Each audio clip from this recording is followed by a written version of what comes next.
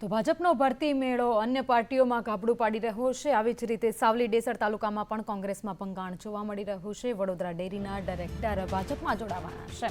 કુલદીપસિંહ રાઉલજી 1000થી વધુ કાર્યકર્તાઓ સાથે ભાજપમાં જોડાવાના છે। તો ભાજપના કેતન ઇનામદાર સામે ચૂંટણી લડ્યા હતા। કોંગ્રેસમાંથી કુલદીપસિંહે 65,078 મત પણ મેળવ્યા હતા। તો વડોદરા ડેરીના ડાયરેક્ટર છે કુલદીપસિંહ રાઉલજી, જે હવે ભાજપમાં જોડાવા જઈ રહ્યા છે।